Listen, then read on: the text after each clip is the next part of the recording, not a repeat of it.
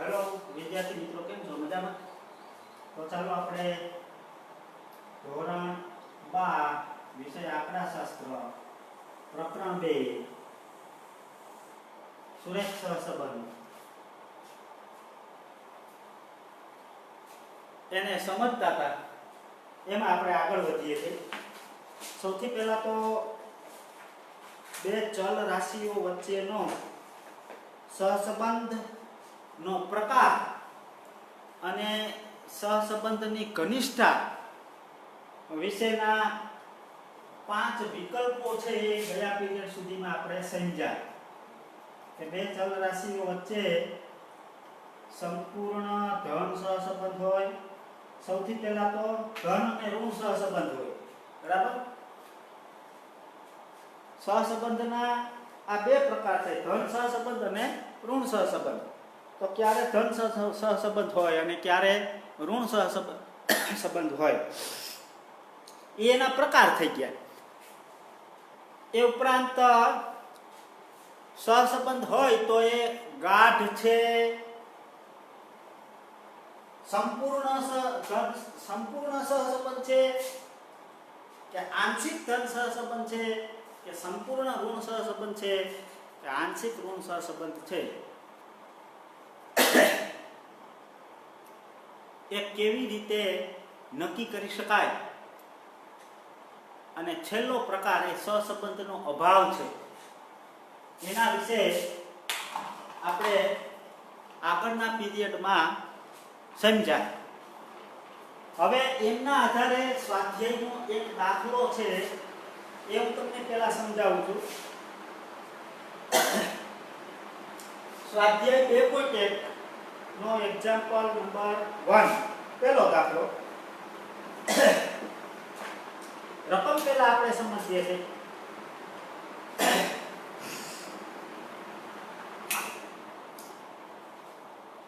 Ball pen બનાવતી એક company તેની સૌથી વધુ વેચાતી જેલ પેનના ભાવ રૂપિયામાં અને તેના પુરવઠા 1000 એકમો વચ્ચેનો સંબંધ જાણવા નીચે મુજબ માહિતી એકઠી કરે છે. તે પરથી વિકર્ણ આકૃતિ દોરો અને તેનું અર્થઘટન કરો. જે માહિતી આપી છે ને એના ઉપરથી તમારે સૌથી પહેલા વિકર્ણ આકૃતિ દોરવાની છે અને પછી એનું અર્થઘટન કરવાનું છે. હવે દાખલાની રકમમાં ભાવ રૂપિયા આપ્યો છે અને માસિક પુરવઠો 1000 એકમમાં એ એકમોની સંખ્યા આપી છે, 1000 એકમ છે. બરાબર? તો સૌથી પહેલા આ રકમ વાંચ્યા પછી શું કરવાનું છે એ નક્કી કરીએ. તો સૌથી પહેલું કામ તો કે તમારે વિકર્ણ આકૃતિ દોરવાની છે. બરાબર? વિકર્ણ આકૃતિ દોરવાની છે પહેલું, અને ત્યાર પછી એનું અર્થઘટન કરવાનું છે. હવે વિકર્ણ આકૃતિ દોરવા માટે તમને બે ચલ ની કિંમતોની ક્રમયુક્ત જોડીઓ આપી હશે. અહીં આપી છે. બે ચલની કિંમતોની ક્રમયુક્ત જોડીઓ આપી હશે. હવે એ બે ચલ છે એના નામ x કે y એવા આપેલા નથી. તો આપણે સૌથી પહેલું કામ, જો દાખલો કેવી રીતે વિકર્ણ આકૃતિ દોરશું, આલેખ પેપર લઈને દોરશો તો બહુ સચોટ, એકદમ સચોટ આલેખ તમે વિકર્ણ આકૃતિ દોરી શકશો. તો સૌથી પહેલું રકમના આધારે બે ચલને ધારવાના છે. ધારો કે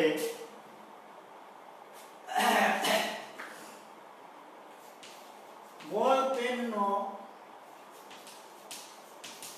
ભાવ જે રૂપિયામાં આપ્યો છે એ ચલ x છે. બરાબર? અને માસિક પુરવઠો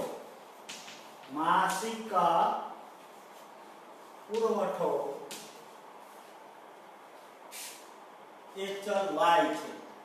આવી રીતે આપણે એકને ચલ x કહી દીધો અને બીજાને ચલ y કહી દીધો. બરાબર. હવે આપણે વિકર્ણ આકૃતિ દોરશું એટલે આલેખ પેપર ઉપર સૌથી પહેલા x અક્ષ અને y અક્ષ વગેરે દોરશું. જો આલેખ પેપર ઉપર વિકર્ણ આકૃતિના ત્રણેય ચેપ્ટરો માટે વાત કરતા હું કે આપણે 3 ચેપ્ટરો ભણવાના છે, એમાં દરેકમાં વિકર્ણ આકૃતિ આવવાની છે.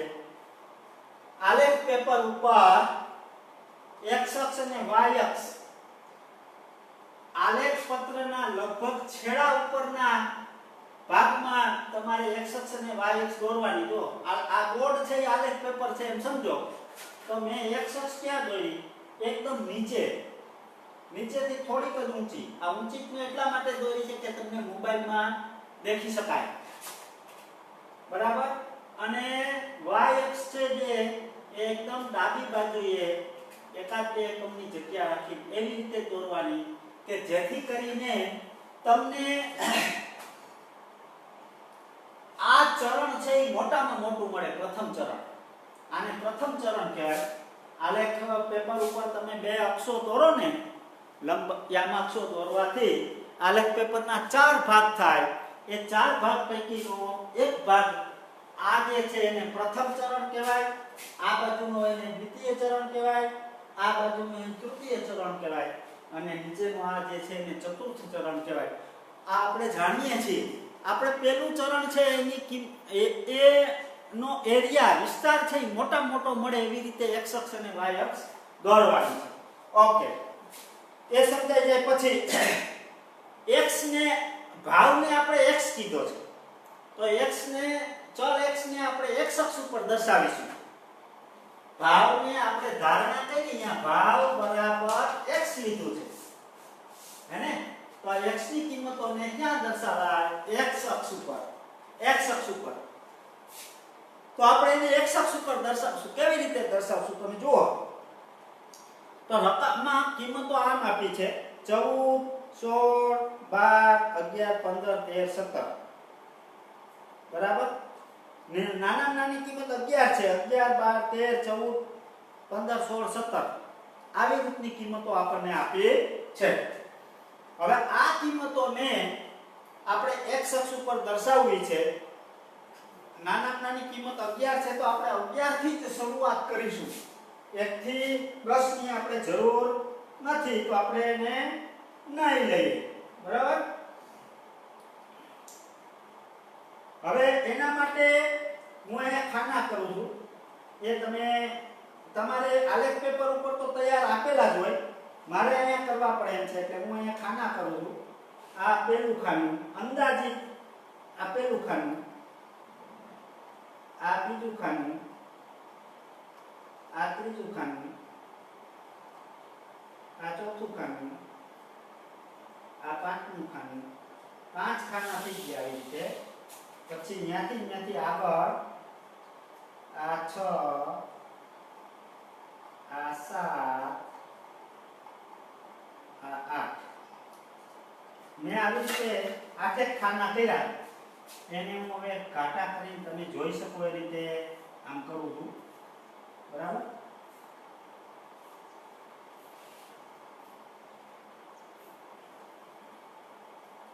હવે અહીંયા આપણે 11 થી શરૂ કરીશું કારણ કે નાનામાં નાની કિંમત 11 છે. 11, 12, 13, 14, 15, 16, 17, 18. હવે આમ કર્યું એટલે આટલા ભાગમાં સ્કેલ કપાણો તો અહીંયા આમ કરી નાખવાનું. આ સ્કેલ જ્યારે કોઈ પણ અક્ષ ઉપર આપણે સ્કેલ કાપીએ ને ત્યારે એ દર્શાવવા માટે આવી રીતે z જેવું સંકેત કરી નાખવાનું. ઓકે. હવે y અક્ષ ઉપર આપણે દર્શાવીશું અહીંયા ભાવ રૂપિયા. આ શું દર્શાવે છે? ભાવ રૂપિયા. આ અક્ષ છે એ ભાવ દર્શાવે છે એટલે ભાવ રૂપિયા એમ લખી નાખ્યું. બરાબર. હું માનું છું ત્યાં સુધી દેખાતું હશે. આ દેખાય છે. બરાબર. ભાવ રૂપિયા એમ દર્શાવી દીધું.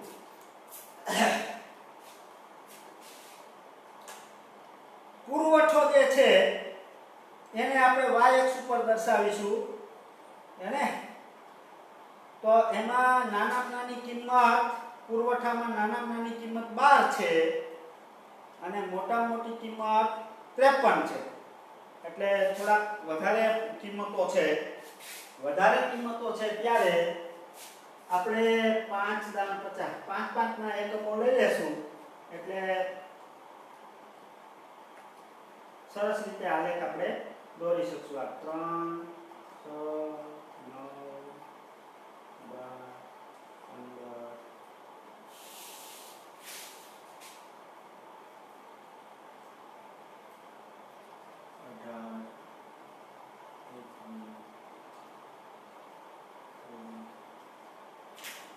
ઘટે છે તો અહીંયા આપણે y x ને થોડીક લંબાઈ જોઈએ એટલે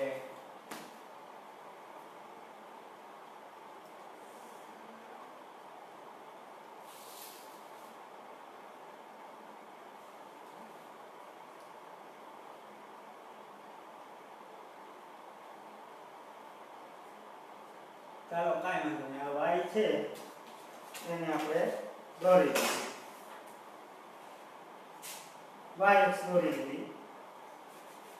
હવે જે ટપકા કર્યા છે એને આપણે ઘાટા કરી દઈએ એટલે દેખાય.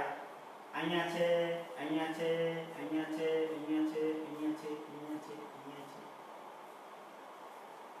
અને અહીંયા છે. ઓકે, 1000 એકમમાં લેવાનું છે એટલે અને 50 સુધી લેવાનું છે. નાનામાં નાની સંખ્યા 12 છે તો અહીંયા પણ તમે સ્કેલ કાપવું હોય તો કાપી શકો છો. 10 થી શરૂ કરી શકો છો. 10 થી બરાબર. અને 5 થી શરૂ કરવું હોય તો 5 10 15 20 25 30 35 40 45 અને 50 આ પુરવઠો દર્શાવે છે. માસિક પુરવઠો દર્શાવે છે 1000 એકમ. બરાબર. હવે આ કરી લીધા પછી પ્રમાણમાં લખવાનું છે. તો આ ખૂણે ગ્રાફના આ ખૂણે જમણા ખૂણે પ્રમાણમાં દર્શાવવાનું છે. આમ કે x અક્ષ પર તમે શું લીધું તો કે 1 સેન્ટીમીટર નું જે માપ છે આ 1 સેન્ટીમીટર કહેવાય. આ અંતર 1 સેન્ટીમીટર કહેવાય. તો 1 સેન્ટીમીટર બરાબર 1 જ રૂપિયો લીધો. બરાબર. અને y અક્ષ પર 1 સેન્ટીમીટર બરાબર કેટલા લીધા તો કે 5000 એકમ આપણે લીધા. આ રીતે સ્કેલ માપ લખી લેવાનું. પ્રમાણ માપ. હવે પ્રમાણ માપ લખ્યા પછી ચલ x અને y ની ક્રમયુક્ત જોડી એને આપણે દર્શાવીએ. જો પહેલી ક્રમયુક્ત જોડી કેવી છે 14 32 છે. x અને y ની પહેલી ક્રમયુક્ત જોડી 14 32 છે. તો 14 32 ક્યાં આવે તો તમારે ગોતવાનું ક્યાં x અક્ષ ઉપર 14 અને y અક્ષ ઉપર 32. x અક્ષ ઉપર 14 જો 11 12 13 14 હાલો મળી ગયું. અને y અક્ષ ઉપર 32 32 ક્યાં આવે અહીંયા. તો x અક્ષ અને y અક્ષ 32 અહીંયા આવે. આટલે આવે. તો એ બેયમાંથી પસાર થતી લીટીઓ જ્યાં મળે ત્યાં એ બિંદુ આવે. બિંદુ દેખાય એટલા માટે હું જુદા સેજ કલરથી દર્શાવું છું. આ પહેલું બિંદુ થઈ ગયું 14 32. એવી જ રીતે બધા બિંદુઓ દર્શાવવાના છે. 16 50 બીજું 16 50. તો 16 અને 50 ક્યાં આવશે છેક ઉપર આપણે લખ્યું છે આંકડાશાસ્ત્ર ત્યાં સુધીમાં આવી જશે. 16 અને 50. 16 અને 50 હાલો 16 50. બીજું બિંદુ થઈ ગયું 16 50. ત્રીજું થઈ ગયું 12 20. 12 અને 20 એક્ઝેક્ટ 12 અને 20 ક્યાં આવે બેયની ઘાટી લીટીઓ જ્યાં છે ને અહીંયા આલેખ પેપર ઉપર બિંદુઓ દર્શાવતા તમે શીખી ગયા છો. 11 12 લગભગ અહીંયા આવે. આ મૂકી દીધું. બરાબર. 15 45 15 અને 45 15 45 પછી 13 30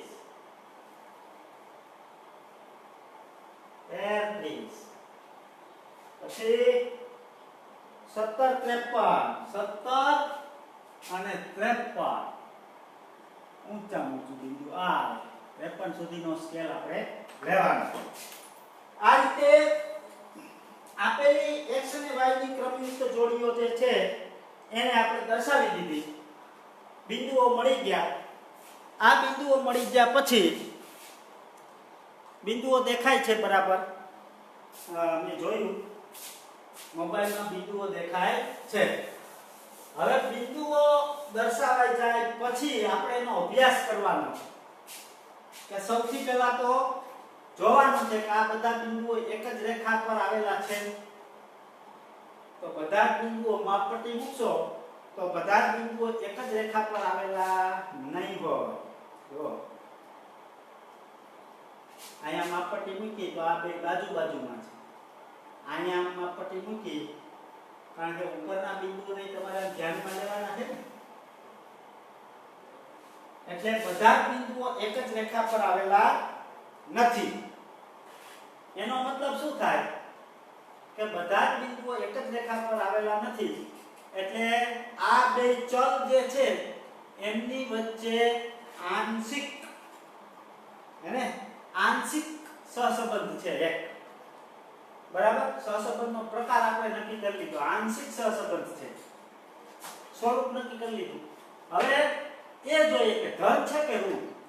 તો તમે અહીંથી ડાબી બાજુથી જમણી બાજુ તરફ જાઓ એમ આ સુરેખા કેમ જાય છે? ઉપરની દિશામાં જાય છે. જુઓ હેને ઉપરની દિશામાં જાય છે. હવે ઉપરની દિશામાં જતી હોય તો કેવો સહસંબંધ હોય? ધન સહસંબંધ હોય. બરાબર. એટલે અહીંયા તમારે અર્થઘટન આ આલેખ દોર્યા પછી અર્થઘટન લખવાનું છે. આમ લખવાનું છે. આ બિંદુઓની પેટર્ન જોતા બધા જ બિંદુઓ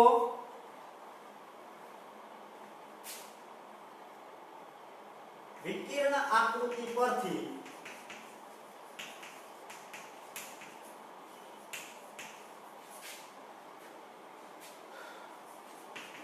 જોઈ શકાય છે કે બધા જ બિંદુઓ એક જ રેખા પર આવેલા નથી. એક જ રેખા પર આવેલા નથી અને તે રેખા ડાબી બાજુથી જમણી બાજુ તરફ જતા ઉપરની દિશામાં જાય છે. રેખા ઉપરની દિશામાં જાય છે. ઉપરની દિશામાં રેખા જતી હોય તો ધન સહસંબંધ હોય અને બિંદુઓ એક જ રેખા પર આવેલા ન હોય તો આંશિક સહસંબંધ હોય. એટલે બંનેને મળાવીએ એટલે આંશિક ધન સહસંબંધ છે. તેથી ભાવ રૂપિયા અને પુરવઠો કેટલા એકમ છે? 1000 એકમ. ચલો વચ્ચે આંશિક ધન સહસંબંધ છે. આંશિક ધન સહસંબંધ છે એમ કહેવાય. અહીંયા તમે આમ પણ લખી શકો કે તેથી ચલ x અને y વચ્ચે આંશિક ધન સહસંબંધ છે. આમ પણ તમે કરી શકો. તો આ રીતે વિકિરણ આકૃતિ દોરાય. બરાબર? વિકિરણ આકૃતિ આ પ્રમાણે દોરી શકાય. આ રીતે એનું અર્થઘટન કરી શકાય. હવે સ્વાધ્યાયમાં બે દાખલાઓ બીજા આપ્યા છે, બીજો અને ત્રીજો. આવી જ રીતે તમારે વિકિરણ આકૃતિઓ દોરવાની છે અને અર્થઘટન લખવાની છે. તો અહીંયા તમને એ બે દાખલાઓ છે હોમવર્કમાં આપું છું. હોમવર્ક સ્વાધ્યાય 2.1 ના એક્ઝામ્પલ 2 and 3 ગણવા. આલેખ પેપર ઉપર તમે દોરશો તો એકદમ તમને સ્પષ્ટ જોવા મળશે. મારી જેમ રફ આકૃતિ દોરશો તો એટલી બધું ક્લિયરિટી નહીં આવે, પણ આલેખ પેપર ઉપર દોરવાનું છે. આપણે નોટબુકમાં જ્યારે સ્વાધ્યાયના દાખલાઓ લખીએ ત્યારે પાના ઉપર આલેખ પેપર ચોંટાડી દેવાનું. બરાબર? દોરીને આલેખ પેપર છે ચોંટાડી દેવાનું, પિન મારી દેવાની. એટલે આપણો એ વિકિરણ આકૃતિનો દાખલો થઈ જાય. તો આવી રીતે વિકિરણ આકૃતિ દોરવામાં આવે છે. હવે આમનો છેલ્લો ટોપિક જે વિકિરણ આકૃતિનો વધે છે એ એના લાભ અને મર્યાદા, ગેરલાભ. વિકિરણ આકૃતિના લાભ અને ગેરલાભ, તો એને આપણે સમજીએ. વિકિરણ આકૃતિના ગુણ અને મર્યાદા.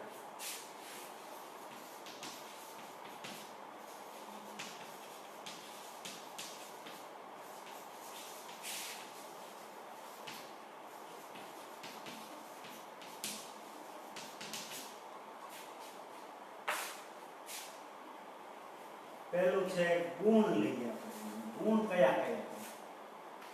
ગુણ અને મર્યાદાઓ, લાભ અને ગેરલાભ. તો સૌથી પહેલું લાભ એ છે કે બે ચલ વચ્ચેનો સહસંબંધનું સ્વરૂપ એટલે કે પ્રકાર જાણવા માટેની આ એક સરળ રીત છે. બીજું, આ રીતની અંદર ક્યાંય કોઈ પણ પ્રકારની ગણતરી આવતી નથી, એટલે ગાણિતિક જ્ઞાનની જરૂર નથી. બરાબર? માત્ર તમને આલેખ દોરતા આવડતો હોય, આલેખ ઉપર બિંદુઓનું નિરૂપણ કરતા આવડતું હોય એટલે તમે આ રીતે સરળતાથી સહસંબંધ છે કે નહીં જાણી શકો. સૌથી પહેલું, બે ચલો વચ્ચે ના સહસંબંધ નો પ્રકાર જાણવાની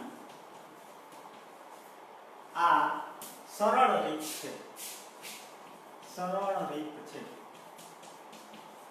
બીજું,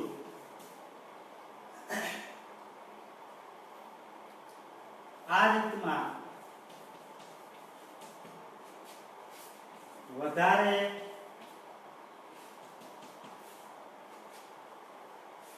ગાણિતિક જ્ઞાનની જરૂર પડતી નથી. આ બીજો ગુણ. પછી આ ત્રીજો ગુણ. બરાબર? ત્રીજો ગુણ સ્વરૂપ એટલે પ્રકાર. એ તો આપણે સમજ્યા. પછી શું જાણી શકાય? તો કે બે ચલો વચ્ચેની સહસંબંધની ઘનિષ્ઠતા એનો ખ્યાલ પણ આવે છે. તો આ રીતે બે ચલ વચ્ચેના સહસંબંધની ઘનિષ્ઠતા વિશેની જાણકારી પણ મળે છે.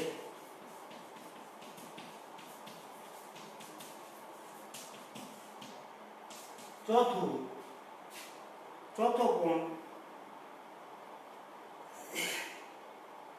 તો કે વિકિરણ આકૃતિમાં બિંદુઓની પેટર્ન કેવી છે એના આધારે બે ચલ વચ્ચે સુરેખ સંબંધ છે કે નથી એ જાણી શકાય છે. વિકિરણ આકૃતિમાં ના બિંદુઓની પેટર્ન પરથી ચલ વચ્ચે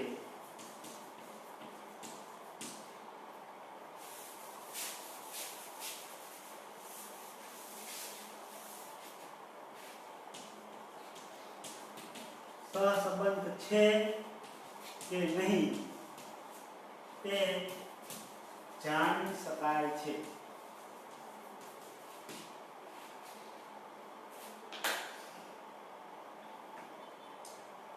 હવે ઘણી વખત એવું બને કે તમને જે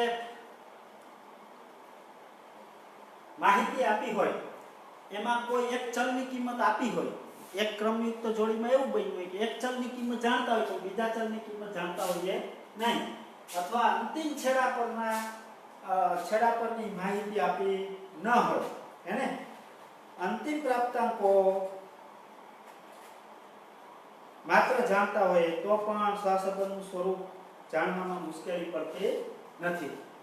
તો પાંચમું જે છે એ માહિતીના અંતિમ પ્રાપ્તાંકો પરથી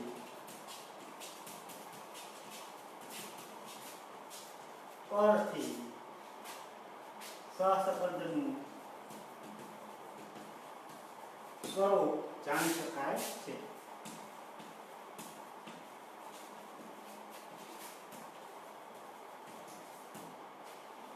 થયું? તો આ એના ગુણ છે. હવે મર્યાદા છે એને પણ આપણે સમજી લઈએ. મર્યાદા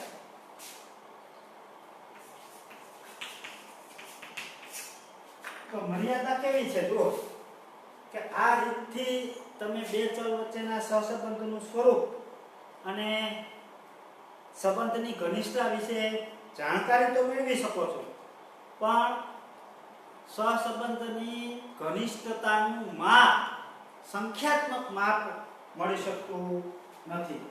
બરાબર ને? તો આ રીતથી સહસંબંધનું સ્વરૂપ અને ઘનિષ્ઠતાની જાણકારી મળે છે, પરંતુ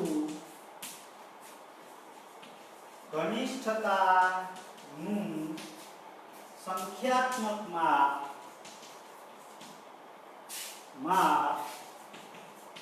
મેળવી શકાતું નથી. સંખ્યામાં ન દર્શાવી શકાય કે ભાઈ આ બે ચલ વચ્ચે સહસંબંધની ઘનિષ્ઠતા આટલી છે એમ સંખ્યામાં દર્શાવી શકાતું નથી. હવે આ મર્યાદા આવી ને એટલે બીજી રીત આવે કે આ મર્યાદાનો ઉકેલ શું? તો કે એનું સંખ્યાત્મક માપ મળે એવી કોઈ રીત છે કે જેની મદદથી બે ચલ રાશિઓ વચ્ચેની ઘનિષ્ઠતાનું સંખ્યાત્મક માપ આપણે શોધી શકીએ? તો હા, એવી રીત છે કે જેમાં બે ચલ રાશિ વચ્ચેના સહસંબંધનું સ્વરૂપ જાણી શકાય, ઘનિષ્ઠતાનું સંખ્યાત્મક માપ મેળવી શકાય. તો હવે પછીનો જે આપણો લેક્ચર આવશે એમાં આપણે આ સંખ્યાત્મક માપ જાણવા માટેની રીતનો અભ્યાસ કરીશું. અહીંયા આપણો આ પીરિયડ છે આપણે પૂરો કરીએ છીએ. આપ સૌનો ખૂબ ખૂબ આભાર.